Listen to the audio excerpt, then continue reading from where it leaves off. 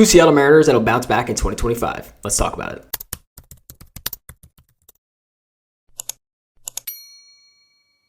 So today's video might catch some heat from a few of you, but here are two Seattle Mariners, in my personal opinion, that will have much better years in 2025 than they did in 2024. One of these I don't think is really a hot take, and the other one is definitely a hot take, but I genuinely back it, and I will prove to you why I back this player bouncing back in 2025. But let's get right into our first player, and that player is outfielder Randy Arozarena. Now, while Randy did not start the year with the Seattle Mariners, he definitely had a rough season overall to his standards, and he really did struggle when he was with the Rays in the first half of the season. With the Rays, he played in 100 games in 2024, where he hit .211 with 15 home runs, 37 RBIs, a 109 WRC+, and a 1 WAR. Which overall doesn't sound like the worst stats in the world, but for someone like Randy Arozarena, who also, only reason his stats were even that high is because he had a really great month of June that basically saved his stat sheet, but up until that point, he was hitting like 162, 172, somewhere in there, which is just totally unlike him. It was very clear that at that point in the season that Randy definitely needed a fresh start somewhere, and that is when the Seattle Mariners went and traded for him.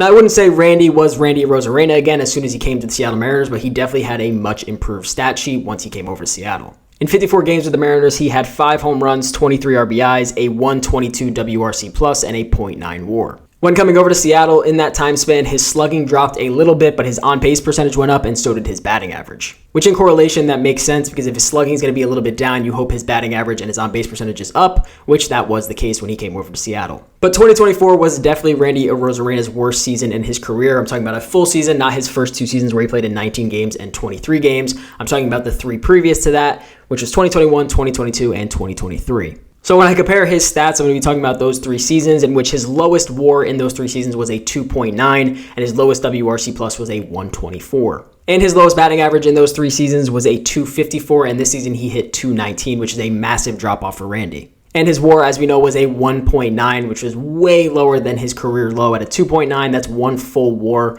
lower, which is not very good for someone like Randy, who we know can go out and be an absolute star. He had his lowest RBI count, which was 60 RBIs this season. The lowest prior to that was 69, 89, and 83. So he definitely has the ability to bring in 85 plus runs. This year, he just really struggled doing that. But what are some reasons that I think Randy Arozarena will truly bounce back in 2025? Like I had said earlier, Randy definitely needed a fresh start when leaving the Tampa Bay Rays, which I do think he got in Seattle, but it was tough for him, as we know, with his family being so far away down in Florida while he was up in Seattle. So hopefully this offseason, that is something that they can figure out and obviously get his family closer to him while he is still in Seattle for the next 2 seasons. But on top of that, you could definitely tell Randy Arozarena is extremely comfortable in this outfield of Julio Rodriguez and Victor Robles. They all get along super well, and you can just tell that by their camaraderie in the dugout when they are shown on TV. So I think Randy coming back to Seattle for his first full season there, as well as his just camaraderie with Julio and Victor, I just think he's going to be very, very comfortable in a Mariners uniform, and that is just a massive recipe for him to bounce back and have a great year in 2025. So moving on to the hot take player that will have a bounce back in 2025. And for me, I just need you guys to hear me out on this. I do have a few analytical reasons that he improved on at the end of the season that I think will translate over to 2025, as well as some current themes that he's just had throughout his career. And that second player for me is DH/catcher Mitch Garver. So I'm going to be going through a few things that he did to his swing that definitely helped him out, and that was due to Edgar's adjustments that he made for him.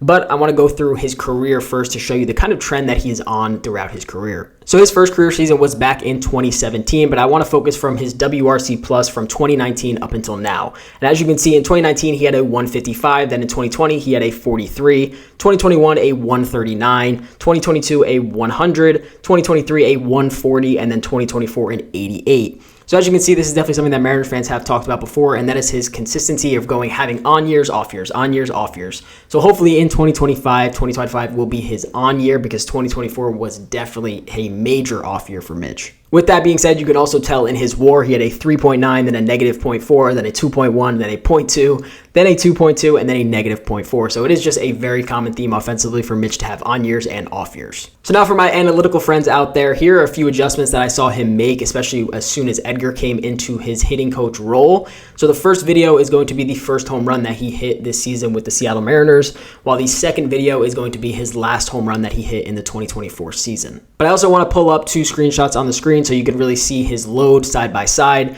So as you can see in the photo on the left, he has a much flatter bat and his hands are much higher, while in the photo on the right, his hands are already down in that lower position and his bat is much more upright. So So essentially, what does that even mean? So I'm going to try to simplify this as much as I can, but essentially, in his load, his hands are already down there. So when he was starting up here, his hands would drop to that position already. So in the picture on the right that you guys saw, clearly Edgar made that adjustment to tell him to just start in that position and essentially just move back instead of worrying about dropping and coming back. So that is definitely something that obviously Edgar, knowing who Edgar is and how smart he is, that is definitely something that came very easy to him and just kind of told him, make this simple adjustment and it will help you. But while the sample size is much smaller, it definitely did help Mitch Garver to finish out the season.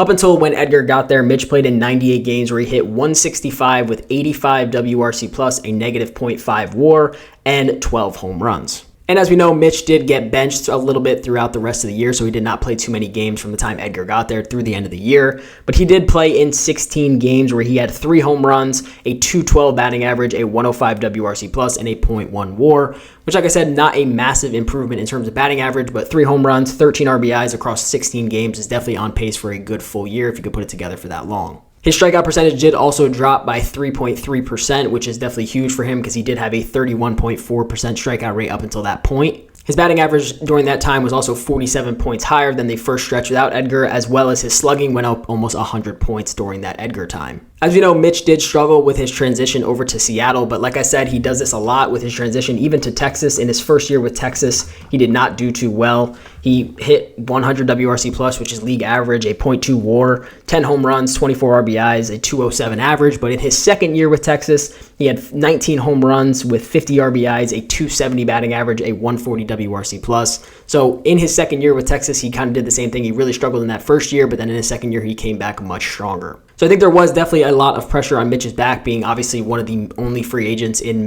Jerry Dipoto's time here, where he was signed to a 2-year deal, because most of the deals that Jerry makes are 1-year deals. So I think there was a little bit of pressure on him there, and once he just couldn't figure it out about halfway through the season, it wasn't going to get much better. So I think getting his feet wet in Seattle was definitely something that's going to be very impactful for Mitch going into 2025. And for those few reasons, I do think that Mitch is going to come back much stronger in 2025. Do I think, he's going to put up 50 home runs? No, but I do think he's going to come back, hit above, 220, hopefully have some more home runs, hopefully over 20 home runs would be great, and maybe, 60 RBIs. I don't think he's going to play in as many games. He did play in about 114 games this past year, so I do think that might be a little much based on who they sign and who they bring back. But I do think he'll still get into his 80 games if he's healthy, and I do think he will be much better than he was in 2024. I know most of you are hating me for saying that, but that is just my personal opinion based on some of the things that I saw. And, I didn't really see much talk about how he did end up changing his swing when Edgar got there. So I figured I'd throw that in there for you guys. But otherwise, please let me know what you guys think, and maybe another player that you think will bounce back in 2025, like JP Crawford maybe. But let me know what you guys think down in the comments. Otherwise, I hope you guys did enjoy the video, and I'll see you guys in the next one. Peace out.